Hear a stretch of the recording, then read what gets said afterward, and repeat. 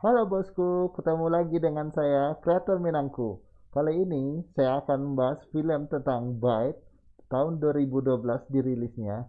Oke, langsung aja, check it out.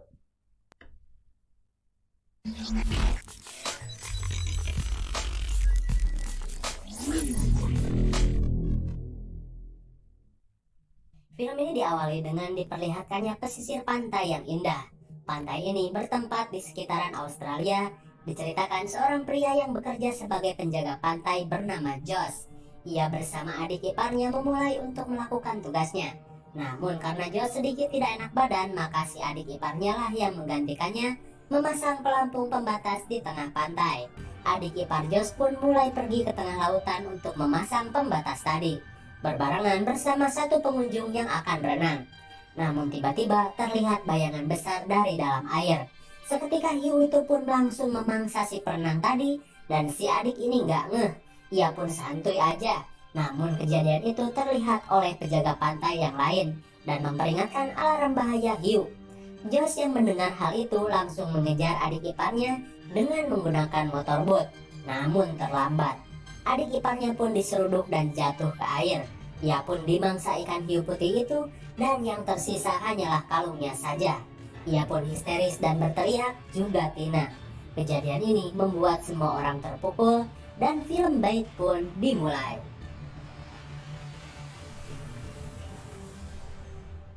Kemudian scene beralih 1 tahun kemudian. Terlihat Josh masih stay di Australia dan masih terbayang-bayang kejadian yang menimpa sahabatnya sekaligus adik iparnya itu. Dan di dalam acara berita terlihat reporter melaporkan kejadian hiu yang sering terlihat di pesisir pantai. Entah apa yang terjadi, apakah ini sebuah pertanda buruk. Dan terlihat Josh pun sepertinya putus dengan tunangannya. Dan jelas tunangannya pasti sudah pergi ke Singapura dan meninggalkan Josh selama 1 tahun. Josh pun kemudian pergi berangkat kerja dan sepertinya ia sudah tidak bekerja di penjaga pantai, melainkan kini ia bekerja di supermarket di pesisir pantai. Namun ketika ia sedang berjalan, ia melihat tanda-tanda aneh, dimulai dari anjing yang menggonggong dan burung-burung yang berterbangan dari lautan menuju darat, seperti menghindari sesuatu. Singkat cerita, Josh pun sampai. Ia pun melakukan aktivitasnya dan diperlihatkan ada seorang wanita cantik yang sepertinya hobi banget nguntit di supermarket. Ia pun tiba-tiba ketahuan sama satpam di sana. Ia pun kabur dan menemui pacarnya yang juga sama bekerja di sana. Dan datanglah si manajer toko bersama satpam yang menangkap si cewek tadi dengan barang bukti di jaketnya. Dan sialnya, si cowoknya pun kena batunya, ia pun dipecat gara-gara ceweknya nguntit. A few inches later. Di sisi lain, si Josh yang sedang bekerja tiba-tiba ketemu nih sama mantan tunangannya. Ia pun kaget dan shock seperti melihat setan. Jelaslah, dia taunya si Tina masih di Singapura. Namun ada satu orang berwajah Asia datang kepada Tina. Ternyata Tina sudah mempunyai pacar lain ketika berada di Singapura. Ada, kasihan banget ya. Sad boy. Kembali kepada cewek cantik penguntit, ia pun dilaporkan ke polisi, namun ternyata polisinya itu adalah ayah si cewek tersebut. Ia pun dibawa dan dimarahi ayahnya. Namun ketika terjadi perdebatan, tiba-tiba si polisi itu melihat ada orang yang membawa pistol masuk ke dalam toko. Ia berpikir mungkin saja akan terjadi perampokan. Dan benar saja, perampok itu masuk ke dalam ruangan manajer. Ia pun dimintai uang, namun tidak ada di berangkas. Ia pun menyuruhnya untuk menunjukkan di mana uangnya, namun dihalangi si polisi tadi.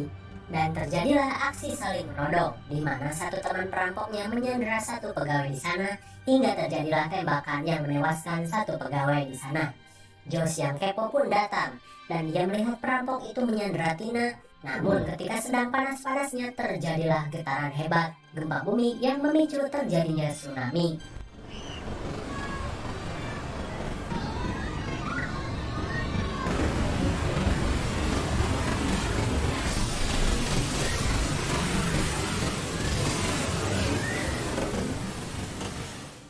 Semua berhamburan dan air masuk ke dalam toko tersebut. Banyak yang menjadi korban akibat musibah itu. Untung saja Josh dan Tina juga beberapa orang di sana bisa selamat. Dan terlihat perampok tadi pun sudah mengambang di air. Di sisi lain, dua sejoli yang beres mantap-mantap pun terjebak di dalam mobil. Keren mobilnya, kedap air.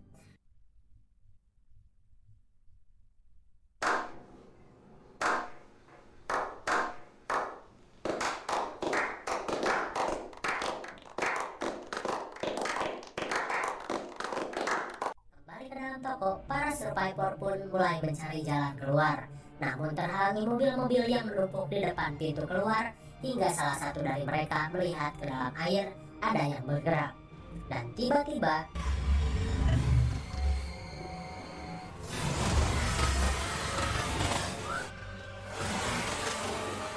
si satpam pun menjadi santapan seekor hiu putih berukuran 4 meter yang kini berada di dalam air.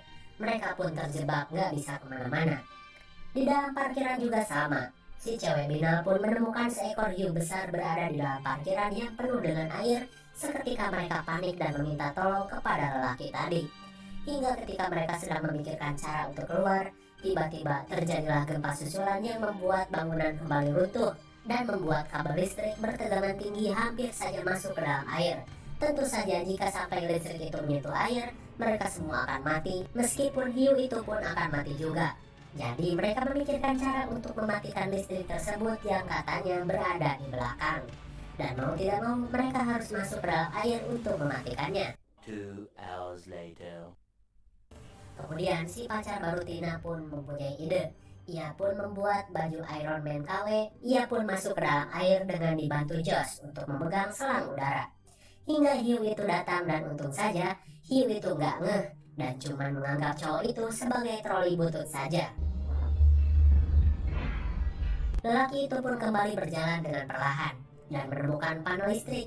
Namun sialnya, si selang udara tidak cukup panjang. Padahal panel cuma selangkah lagi. Cowok itu pun nekat dengan melepaskan selang itu dan listrik itu pun berhasil dimatikan. Namun cowok tersebut harus kehabisan udara dan mati menjadi bangkai berbaju Iron Man KW. Tina pun sedih dan menangis. Mereka pun mulai kembali memikirkan cara untuk bisa lolos dari tempat ini. Hingga Josh melihat ke atas dan ia menemukan ide melewati palka udara. Kembali kepada Josh dan kawan-kawan yang akan menggunakan palka udara untuk meminta bantuan.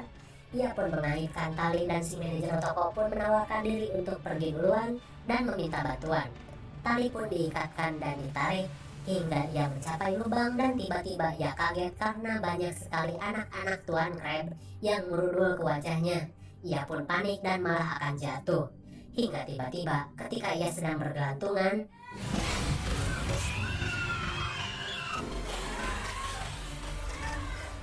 si manajer pun mati di santok hiu yang besar. Mereka semua syok dan mulai bingung harus bagaimana lagi. Kembali ke parkiran, sore ya emang ceritanya sih bolak-balik. Si cewek pun marah karena anjingnya yang bernama Bully pun harus mati gara-gara dilempar cowoknya. Kemudian, si mantan pegawai pun berinisiatif untuk menaiki pipa untuk bisa keluar dari parkiran. Namun tiba-tiba ia kepleset dan jatuh. Ia pun segera naik ke atas mobil, namun malah pacar si cewek yang jatuh. Ia pun langsung disantap oleh hiu yang bukan kelaparan, melainkan cuman seneng gigit orang aja. Si cewek pun sedih.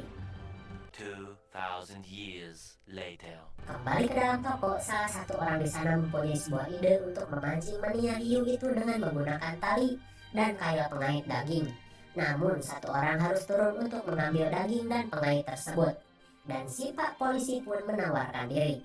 Meskipun kakinya sedang terluka parah, namun ia tetap memaksa. Dan ketika ia akan turun, tiba-tiba anaknya pun tidak kuasa melihat ayahnya akan nyebur. Ia pun nyebur duluan dan berusaha mengambil pengait tersebut. Ia pun menampol-nampol hiu itu menggunakan palu daging, namun jelas gak berasa. Orang-orang yang berada di atas mengalihkan perhatian hiu itu, dan untung saja si wanita tersebut berhasil selamat dan rencana pun dijalankan. Namun sialnya, tuh daging gak disamber-samber sama hiu. Mungkin karena hiu itu sudah terbiasa memburu makanan yang hidup.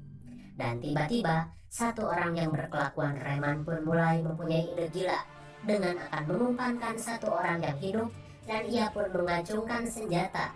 Ternyata lelaki itu adalah satu orang perampok yang sudah membunuh satu pegawai tadi. Terus siapa dong yang tadi lelaki ngambang bertopeng? Itu adalah korban yang sengaja dipakaikan topeng biar dianggap si penjahat sudah mati, padahal masih hidup. Dan ketika si cewek itu akan dilempar, satu temannya pun menusuknya dan mengaitkan kail ke badannya dan ia pun dijadikan umpan. Mamam tuh. Ia pun dilahap ikan hiu dan kail pun tersangkut. Rencana berhasil. Namun ketika mereka akan bersiap untuk pergi, Di parkiran, dua orang yang tersisa pun masih curcol di atas mobil yang terbalik, hingga tiba-tiba muncullah Anjay yang ternyata masih selamat. Wanita itu pun senang sekali melihat anjingnya selamat, dan terlupakanlah kesedihannya terkait pacarnya yang dimakan hiu. Nyawa anjing lebih berarti baginya. Lantas si cowok itu pun mempunyai ide untuk mengetuk-letukan benda kepada pipa yang membuat suara. Dan Jamie mendengar suara ketukan dari atas pipa tersebut. Ia pun sadar, mungkin saja pacarnya masih hidup. Ia pun terjun ke air untuk menolong pacarnya dan dibantu oleh Josh. Dan ketika Josh akan pergi, terjadilah adegan beradu mulut yang sebenarnya. Josh pun memberikan kalungnya kepada Tina dan pergi menyelamatkan temannya di parkiran. Namun ketika ia sampai di parkiran, ia tidak tahu kalau ada hiu lain di sana. Jamie dan Josh pun panik dan naik ke atas mobil. Dan Jamie ingat ini adalah mobil ayahnya. Di dalamnya terdapat senjata favorit anak FF. Ia pun mengambil shotgun itu dan menembak hiu tersebut, namun meleset. A few inches later. Ia pun terjun ke dalam air dan bersiap menembak hiu tersebut, dan hiu itu pun bucat berhasil dikalahkan. Satu hiu sudah mokan, tinggal satu lagi. Mereka pun bergegas masuk ke dalam toko, dan tiba-tiba terjadi gempa susulan lagi yang mengakibatkan kail hiu itu lepas. Josh pun kembali akan menembak hiu itu, tapi malah shotgunnya macet, mungkin karena burik. Lantas Josh pun mengganti senjatanya dengan senjata setrum dan menyetrum hiu itu sampai gosong, dan hiu itu pun mati. Lalu si bapak tadi pun mulai mengaktifkan listrik untuk meledakkan mobil guna jalan mereka pulang. Alhamdulillah masih banyak yang selamat, dan mereka pun berhasil keluar lewat lubang ledakan tadi. Terlihat Josh dan Tina sudah berbaikan dan akan kembali menjalin hubungan di latari pemandangan yang sudah amburadul akibat tsunami tadi. Bantuan pun sudah berdatangan dan film pun berakhir.